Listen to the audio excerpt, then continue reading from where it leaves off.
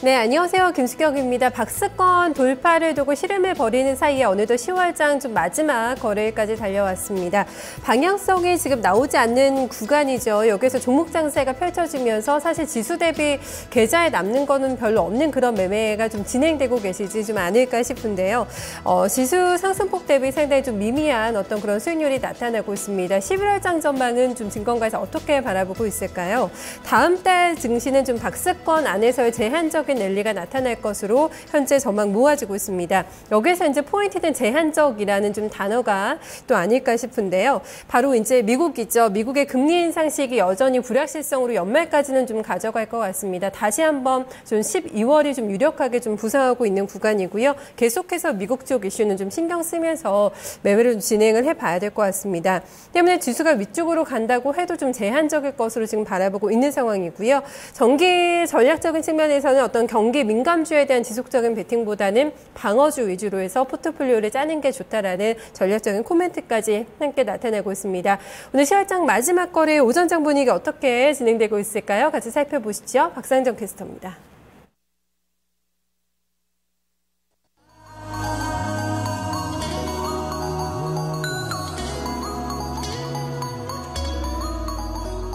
네, 오늘 양시장 약간의 좀 조정 형상을 띠고 있습니다. 역시나 지수는 방향성 없이 플러스 마이너스로 오가고 있고요. 종목별로 상당히 변동폭이 크게 나오는 만큼 들고 계신 종목들 어떻게 움직이는지 장중에도 꾸준히 예의주시해 보셔야겠습니다. 특히나 먼저 유가증권 시장은요, 최근에 서서히 밀립니다. 한 번에 크게 밀리면 기술적인 반등이라도 기대하겠는데 그러지도 못한 상황이죠. 야금야금씩 뒷걸음질 치다가 현재는 2030선까지 내려왔습니다. 지수 보겠습니다. 현재 코스피 지수 전거래일 대비했을 때 0.17%의 하락이고요. 2030선에 딱 턱걸이를 하고 있는 상황입니다. 그리고 오늘장에서의 좀 이 캔들 확인이 되고 있으시죠? 오늘장에서 이런 하락 흐름, 꾸준히 최근 들어서 하락이 이어지면서 분홍색 라인이 5일선 그리고 파란색 라인 10일선 모두 다 이탈이 나옵니다. 최근 들어서는 2050선에서 단기 저항권에 부딪혔다라는 내용들 꾸준히 좀 나타나고 있는데요. 오늘장에서는 2030선 부근에서의 흐름입니다. 지금 현재 보고 계시는 화면은 분봉 상황인데요. 일단 전일 종가와 거의 비슷하게 출발을 했습니다. 그리고 나서 2030선 부근에서의 지금 약간의 출렁거림이 나왔었죠. 개장하고 나서는 플러스권에서 움직임 나타내다가 현재는 하락 전환됐고요. 장중에 이 9시 후반 구간대는 잠시 2030선 이탈하기도 했습니다. 이어서 수급 보겠습니다. 오늘 기관 수급이 다소 좀 부진합니다. 그런 가운데서 보시면은 기관 쪽에 800억 원의 매도 우위 나타내고 있고요. 외국인 쪽에서는 250억 원, 개인 쪽에서는 500억 원 정도 사들이고 있습니다. 기관 쪽에서도 최근 들어서는 투신이라든지 금융투자 쪽에서의 매물이 조금은 거세게 나타나고 있고요. 이어서 업종별 동향입니다. 오늘장에서 가장 좀 하락, 낙폭이 큰 업종부터 보겠습니다. 지수가 좀 마이너스권에 있는 만큼 하락 업종이 조금 더 많고요. 현재 비금속 광물 업종이 2.26% 하락 중입니다. 여기에서는 이 시멘트라든지 대림비엔코와 같은 건자재 관련주들이 대거 포함이 되어 있는데요. 오늘 전반적으로 부진합니다. 이런 가운데 운수창고 1.8%가량의 하락, 화학과 철강금속, 의료 종물 쪽 보시면 좀 자본재라든지 다소 좀 무거운 굵직굵직한 업종들 오늘 부진하고요. 그러면 상승으로 넘어가겠습니다. 오늘장에서는 전기전자 흐름 양호합니다.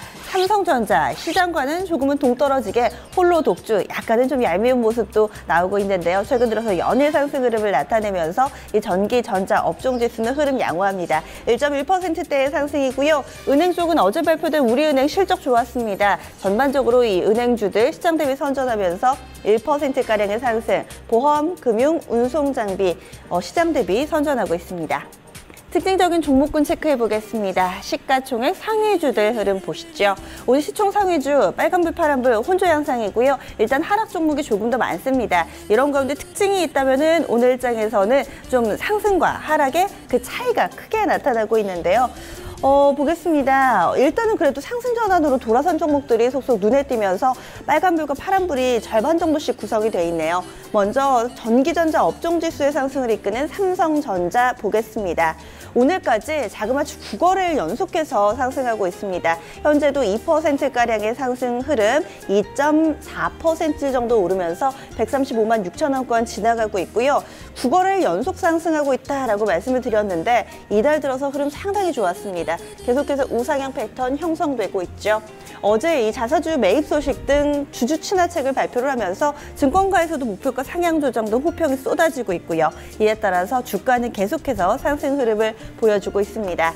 삼성전자 외에도 먼저 삼성그룹부터 좀 묶어보겠습니다. 최근에 이슈가 좀 연일 나오면서 삼성그룹주 내에서도 희비가 뚜렷하게 엇갈리는데요. 삼성물산은 오늘 오릅니다. 0.6% 정도의 상승이고요. 삼성 SDS 실적 부진 소식 나타나면서 4%대의 하락 흐름을 내놓고 있습니다. 이 밖에도 현대차 그룹주 보겠습니다. 현대차는 상승 전환 성공했고요. 현재 0.6% 정도의 오름세, 현대모비스 1.5% 정도 오릅니다. 기아차도 1%대 상승. 오늘 현대차 3인방은 위쪽으로 서서히 가닥을 잡습니다. 이런 가운데 시총 탑10 가운데서 가장 낙폭이 큰 종목이 앞서 말씀드린 실적 부진 삼성 SDS였고요. 아모레퍼시픽은 오늘 실적 발표 앞두고 있습니다. 현재 3% 정도 조정받으면서 다소 좀 실적에 대한 우려가 반영되고 있는 구간입니다. 이어서 오늘 또 눈에 띄는 빅딜이 하나 나왔습니다. 삼성그룹 연일 이슈를 쏟아내고 있는데요. 이 삼성그룹 쪽의 화학 부문을 롯데케미칼에 넘기기로 했습니다. 삼성가와 롯데가의 빅딜, 그 규모는 자그마치 3조 원입니다. 앞서서 삼성그룹은 체질 개선을 위해서 방산사업 부문을 한화그룹에 넘겼는데요. 이번에는 소재 부문을 줄인다. 그 일환으로 화학 부문을 롯데 쪽에 넘기기로 한 건데요. 하지만 주가는 대체로 좀 약세 흐름을 보입니다. 투자자들은 이 빅딜이 성공적이기보다는 다소 좀 부담 요인으로 해석을 하고 있는데요. 대표적으로 롯데케미칼이 현재 9%나 급락하고 있습니다. 롯데케미칼이 3조 원을 과연 어디에서 만들까요? 이런 자금 만들어내는 이런 부분에 대해서 우려가 좀 나타나고 있고요. 삼성정밀화학, 이번에 삼성정밀화학 롯데 쪽에 넘어가면은 롯데정밀화학이 되는 건가요? 이 종목 같은 경우도 현재 9% 가까운 하락 흐름 보여주고 있습니다. 삼성 SDI는 일부 케미컬 부문 롯데 쪽에 넘기고요. 또 삼성정밀화학 지분도 정리하겠다라고 밝혔습니다.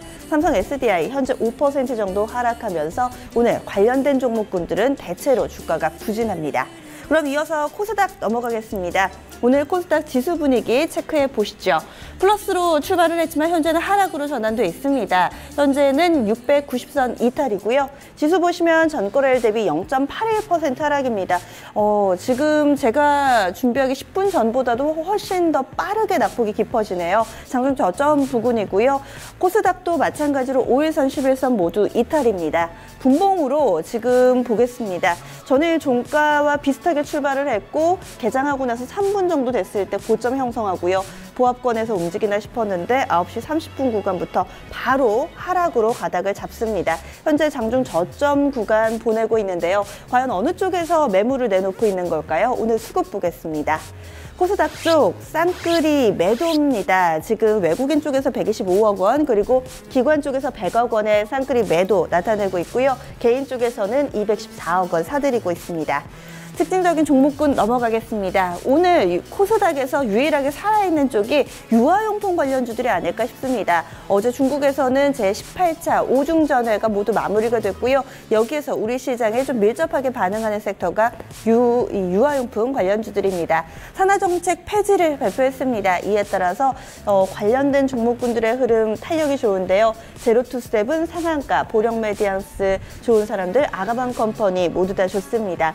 이 가운데서 메일유업은요, 어제도 급등했던 종목입니다.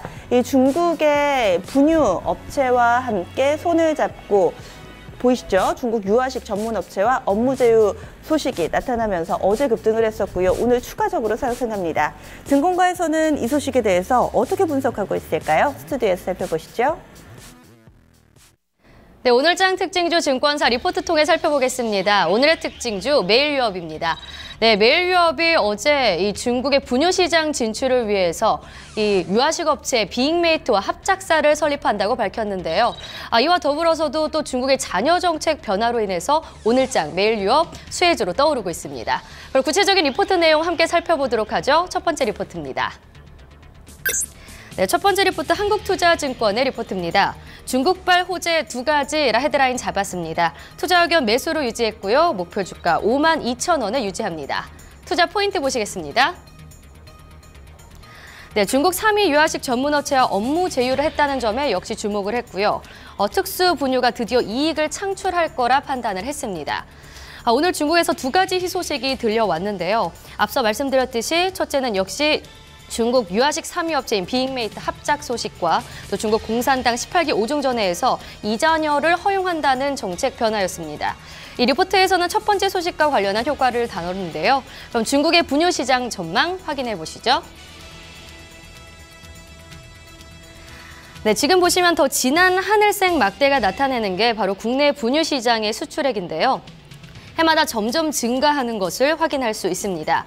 메일유업과 빅메이트가 합작해 향후 판매가 될 특수 분유 브랜드는 공동 소유하게 되는데요. 특수 분유는 국내에서 생산돼 수출될 예정입니다. 분유 판매는 1년에서 2년 이상의 장기간에 걸쳐서 제품의 안정성과 효과가 입증돼야 본격적인 구매가 일어나는데요. 이익 측면에서 전사 평균 영업이익률을 훨씬 웃도는 수익성이 기대된다고 전했습니다. 다음 리포트 확인해 보겠습니다. 네, 하나금융투자의 리포트입니다. 중국 로컬업체와 합작법인 설립이라 헤드라인 잡았습니다. 투자 의견 매수 유지했고요. 목표 주가 5만 원에 유지합니다. 투자 포인트 보시겠습니다. 네, 중국 로컬업체 빅메이트와 역시 합작법인 설립했다는 점에 주목을 했습니다. 중국 제조분유 시장에서 점유율 11%를 차지하는 기업이라고 하는데요. 그럼 메일유업과 합작사를 설립하기로 한 이 빅메이트, 어떤 회사인지 실적으로 확인해 보시죠. 네, 빅메이트는 2014년 매출액이 49.8억 위안, 한화론 약 8,900억 원을 기록했습니다. 영업이익은 6,170만 위안으로 한화 약 110억 원을 시현했는데요. 제조분유 외에도 기저귀, 또 유아용 세면용품 등 다양한 제품을 판매하고 있습니다. 중국 제조분유 시장에서는 점유율 11%를 차지하고 있는데요. 중국 조제분유 시장은 약 20조 원 규모로 추정됩니다. 중국에서 조산화 비율이 증가하고 있어서 향후 특수분유 시장은 견조한 성장세를 시현할 것으로 전망됩니다. 다음 리포트 확인해 보겠습니다. 네, 다음 리포트는 키움증권의 리포트입니다. 네, 중국 출산 정책 변화 및 빅메이트와 JV 설립 협약 체결이라 헤드라인 잡았습니다. 투자 의견과 목표 주가는 제시하지 않았고요. 투자 포인트 보시겠습니다. 네, 중국과 한자녀 정책이 역시 폐기됐다는 점을 주목을 했습니다. 이 중국 분유 수출의 긍정적인 정책 변화라고 하는데요. 중국 5중전에서 35년 만에 이 한자녀 정책을 폐기하고 모든 부부에게 전면적으로 두 자녀를 허용하기로 했습니다. 빠르면 올해 안에 시행될 것으로 예상이 되고 있는데요. 그럼 향후 신생아수 추이 확인해 보시죠. 네, 신생아 수가 4년 뒤면 6% 가까이 증가할 것으로 보이는데요. 현재 중국의 출산율은 1.3명 수준이며 2014년은 한 해 동안은 중국 신생아 수가 약 1,600만 명 수준으로 추정이 됩니다. 이 정책으로 한국 분유업체는 대부분 시장 확대의 수혜가 더 클 것으로 기대되는데요. 특히 2007년 이후 중국 현지에서 지속적으로 브랜드를 알려온 이 메일유업은 성장의 속도를 높이는 계기가 마련될 거라 전망했습니다. 네, 그럼 지금 현재 메일유업 주가 확인해 보겠습니다. 현재 8.68% 상승한 41,950원에 거래되고 있습니다. 지금까지 오늘장 특징주 손현정이었습니다. 네, 유아용품 관련주들은 빨간불이 일색이죠. 하지만 현재 코스닥의 상황은 조금 다릅니다. 시가총액 상위 종목들이 바로 그 분위기를 대변하는데요. 쭉 보시죠. 파란불 일색입니다. 지금 바이오로메드 시총 상위주 가운데서는 이 한 종목을 제외하고는 모두 다 밀립니다. 그래도 시총 상위주들은 한 1에서 2% 안팎으로 낙폭은 좀 제한되고 있는 상황인데요. 먼저 보겠습니다. 셀트리온 0.8% 정도 하락이고요. 카카오나 동선은 0.5% 안팎, CJ ENM, 메디톡스는 나란히 1%대, 파라다이스도 1%대 밀리고요. 낙폭이 좀 깊은 종목 보시면은 GS 홈쇼핑입니다. 이 종목이 부진한 실적을 내놓으면서 주가 하락하고 있는 건데요. 4.5% 하락, 17만 2천 원권에서의 흐름 보여주고 있습니다. 바이로메드 빨간불을 켜고 있긴 하지만 뭔가 좀 아슬아슬하네요. 0.5%대의 제한적인 상승 흐름만을 보여주고 있습니다. 이어서 선물시장 넘어가겠습니다. 선물 12월물 지수 분위기 확인해 보시죠. 250선 오늘도 크게 벗어나지를 못합니다. 현재 250.10선 0.24%의 상승 흐름, 제한적인 상승만이 나오고 있습니다. 수급 보겠습니다. 선물 쪽에서 개인의 포지션 244계약 매수로 잡히고 있고요. 어제도 그랬는데 외국인이 현물 쪽에선 팔고 있는데요. 선물 쪽에서는 그래도 매수 유지하고 있습니다. 오늘도 좀 비슷하죠. 2000계약이죠. 2000계약의 비교적 대규모의 매수 우위 보여주고 있고 기관 쪽에서는 2200계약가량 팔고 있습니다. 10시 구간대 시장 상황이었습니다.